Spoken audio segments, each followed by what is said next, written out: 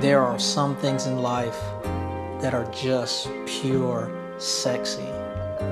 And I know what you're thinking. It looks good, but what's the build list?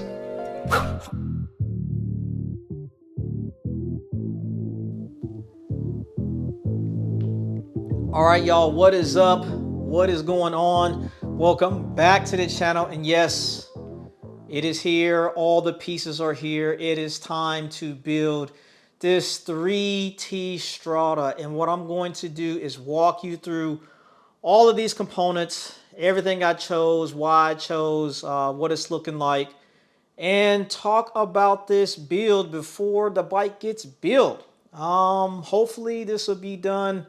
By the time y'all see this video, the bike will be built. And hopefully I'll be riding it. So the plan is to build it next week. But jumping right into it, right?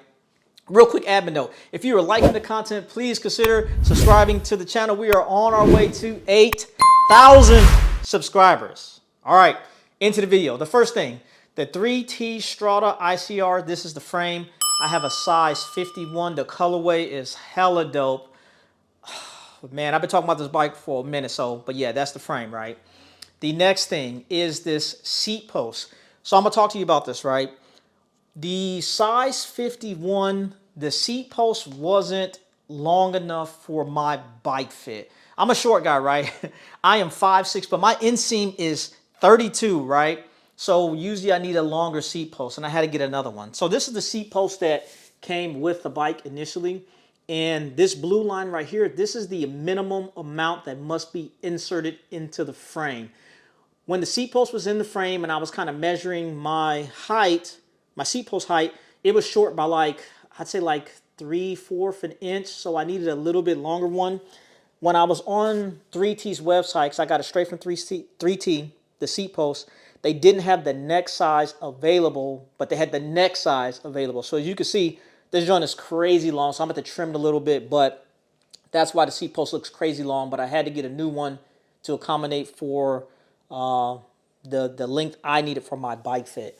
One of the things that's dope about this is if you look at the back, I got this Garmin Varia radar mount. This is from Neat Components. I have one of these on all my bikes. They're about 30 bucks. They're really nice. I like the way they look on there. They're lightweight too, don't cost too much, and the weight is minimal. So that's that. As you can see, the fork hasn't been cut yet. I kind of mocked it up. I'm probably going to take maybe an inch or two off of the fork just initially. And put the bike together and then see how the bike fit feels before I cut it down to its final form. Going over these parts, this is not in any particular order. I'm just kind of like scanning what I got laid out and talking through it, right? Talking more about the frame. Like I said, the frame is 51. Talked about the seat post, talked about the fork. Now the bars. These are the Tavello AVRO Gen 1 bars. These are a 36 by 100, and the reach on these is 77, and the drop is 125. This is the bar that I'm going to go with. If you want to know more about these bars, I got a video on the channel that talks about the bar specifically, but these are the bars that's going to go on there.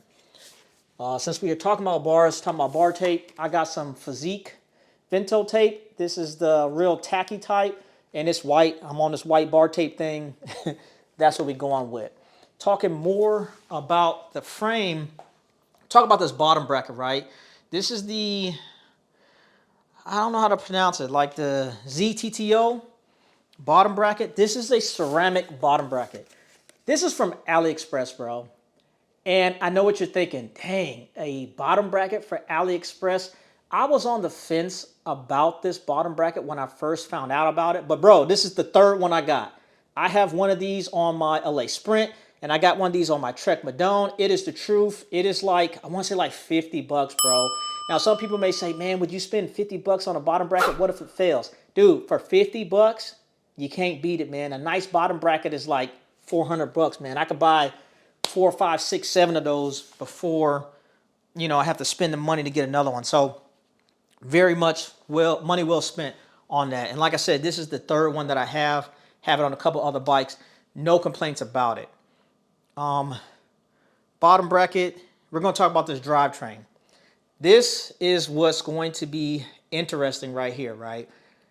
I am not a fan of Shimano cranks. Pretty much all my bikes have the cork power meter on there, and I have a cork arms with either cork or like SRAM arms. But anyway, for this build specifically, we are going to go with a Shimano crank. And as you can see from the sticker on here, it says Shimano, right? And the reason why it says is because I am running a mix. I am running SRAM Red E-Tap. I'm going to go into a little bit of that. And I am running Shimano. This is not the first time I've ran a mixed brand drivetrain, but I'll do another video talking about that. But this is hella dope, man. Look at this narrow wide chainring. Ooh, 54 1x. It looks really good. Oh my goodness, it looks really good. I really like the way this looks. That is the crank that I'm going to be running. Out back, this is my AliExpress gold cassette. This is super dope. This is a 1136. Couple reasons why I'm running the 1136. One, I've never ran an 1136 before. Also running the new SRAM Red. The rear derailleur has that special clutch system in there, so it's made to run a 1x and kind of be a little more forgiving. And I was like, you know what? I might as well try running a 36 cassette, and then also the max tooth cassette you can run on the SRAM, on the new SRAM is a 36. So I was like, let me try it, right? Chain, this is the KMC. This is that black and gold chain. This joint looks hella dope. I have not waxed it yet, but of course it's going to be waxed and it's going to be on the bike. I'm really looking forward to that. That's just going to be the little touch of gold that I got on there. And then also I'm running a single-sided power meter. This is the XKD joint. Went with this, man. The price was crazy good. Yeah, crazy good, rechargeable. I was like, hell, let me just run that. That is that. The wheels, right? The wheels that I was going to run initially on this bike, I don't have them fully configured yet. And the main thing that I am missing with the wheel is the tires. And the reason why I haven't bought any tires for them is because I got a couple sets of new tires. Like these Corsa Pros are brand new tires on here, and I got some new tires on a couple other my bikes. They got a bunch of new tires out. Roval got some new tires out. Cadix got some new tires out. When those new tires release, I will get those tires and put them on a new set of wheels. So for right now, I just put these on here. These are the NV78s, 71 up front, 78 out back. This is what I'll be running on the bike. Of course, the Victoria Corsa Pros N32s, tubeless. This is a very, very dope wheel. And the hubs are the DT Swiss 240s. Also talking about this again, the Shimano type thing, right? Another reason why I went with the mixed drivetrain is because all of my wheels have a Shimano Freehub. So if you run a Shimano cassette, you need to be running a Shimano chain. If you run a SRAM cassette, you should be running a SRAM chain. So that's kind of how I got it mixed up like that. And then also from a SRAM cassette usually has a 10-tooth cog for the small cog. I'm not a fan of the 10-tooth. I prefer to have the 11 and then have that extra cog somewhere in the middle. That's another reason why I personally like Shimano cassettes versus running the SRAM. Swing it over. Let's talk rotors, right? These Galfer rotors, man, these are hella dope, super light. These are one of the lightest rotors that I know about and I trust, I should say. All right, I got these on my Factor Austral Vam, so I figured I'd get a set and then put them on the 3T. I'm running 140s on a bunch of my bikes. Usually I run 140 up front and 140 out back, but due to the frame, the 3T frame, you cannot run a 140 up front. You have to run a 160. So I'll have a 160 for up front, and I got the 140 for out back. Since we're over here, I'm going to go ahead and talk about this derailleur. This is the new SRAM Red E1 rear derailleur. I'm really excited about this. Just the shifting, the way it looks, the aesthetics of this, man, it looks really good. And usually I'm doing like the oversized pulley wheels. The pulleys and everything on this, it just looks good out the box, man. There's nothing that you need to do to this. It should just slap on the bike and be rolling. I'm really, really excited to see what that new SRAM is going to be about. Also, inside this box right here, this is just some new SRAM battery pack and chargers. I had some previous batteries that I've been using for a couple of other times. I had like some SRAM Force or whatever, but I just bought a whole new battery pack, whole new charge pack, just everything new. Yeah, everything new. This, I know y'all seen this before. This is those SRAM Red E1 shifters. Oh my goodness. These look really good. The brakes look really good. That polished chrome aluminum look, it's going to look good on the bike, paired with a couple other things. And I figured with that in the gold, it should be just enough of each color. Not too much to clash, but just enough. Also, I'm going to talk about some small touches, right?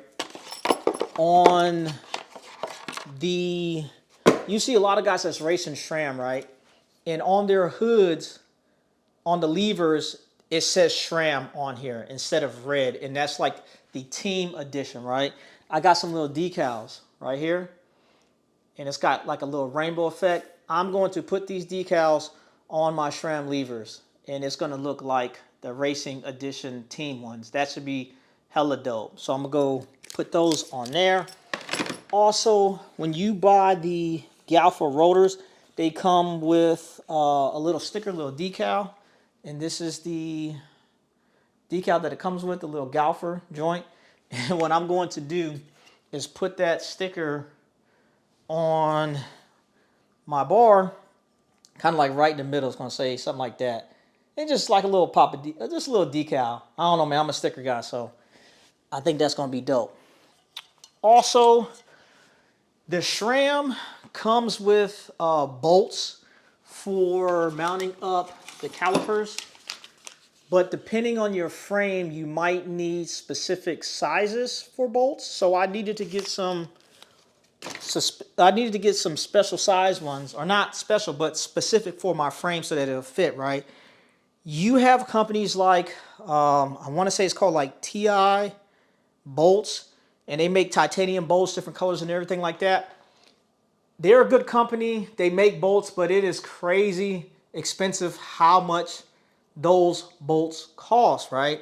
There's a company that I found, I want to say like last year sometime, right? Listen, I need to do a video on that and just talk about those bolts. But these are the bolts that I bought that's for my calipers and some spares. And then usually on the caliper bolts, they have a washer. I'll order some gold washers just to give it a little bit of touch. And I want to say for all these bolts, 2, 4, 6, 7 plus the washers, I think I paid, I want to say like 30 bucks, bro. On their website, they got all kind of colors. If you want like the rainbow joint, the burnt titanium type, if you want black anodized, the silver anodized, the chrome, the gold, whatever, they got all the bolts and it's hella cheap. I'll do a video talking about those bolts, and show you that offering that they have, because it is so much cheaper than going to a specific bike branded bolt manufacturer, because they be taxing on them bolts, bro. They be like crazy expensive. But I'm looking at everything, and I think I covered everything. I don't think I missed anything. All right, y'all, real quick, I did forget something. One of the things I forgot was SRAM has those true wireless blips. I will be running these on the bike build as well. One of the things that's really, really dope about this was SRAM says that you can have up to 3 pairs of these paired to a system, meaning you can have 6 of those wireless blips in total. And what I think I'm going to do is get another set of them, and I'll have a set that's in the drops, like so. But then also on the bottom, I think I will get another set and then put them here, so that way I can have like a climbing switch as well. Well, that's what I think about doing, is adding another set of them on the bottom. That way I can be able to shift in the drops. I'll have the sprint shifters and the ones will be on the bottom of the bar for the climbing switches as well. And then saddle type, right? This is a Sella Repente saddle. This is a real dope saddle. This is the saddle that I'll be running. It is like 130 grams. It is super, super dope. It's got the carbon rails. If you are interested in a saddle like this, jump on the website. I have some brown ones that are for sale. But this is the saddle that I'll be running. And if I don't run this, I'll run the standard Celia Italia Boost. But that's what I'm going with, right? And this one is 143 in width. And I want to say this one is 130. I think this one's 130. It's a little bit more narrow than the SLR Boost. But yeah, either one of these two saddles is what I'm going to be running on the bike build. I don't know how I forgot that, but there you go. But yeah, man, this is the 3T Strada ICR build. It's going to be super dope, man. I am looking forward to getting this bike together. If you are following me on Instagram, I'll probably be sprinkling some videos and stuff on there. Or if you just follow me on YouTube, I'll definitely be putting some shorts out. Because by the time this video posts, the bike should be built, bro. The bike should be built and I should be riding it. I got some good weather coming up. And I've been outside a lot, man. So we about to be outside on this 3T, bro. I am so freaking excited. And like I said, if you are liking the content, please consider subscribing to the channel. More content coming. Definitely more 3T content coming. And that's all I got for you. This is your boy, Mr. Rob Armstrong. I am out.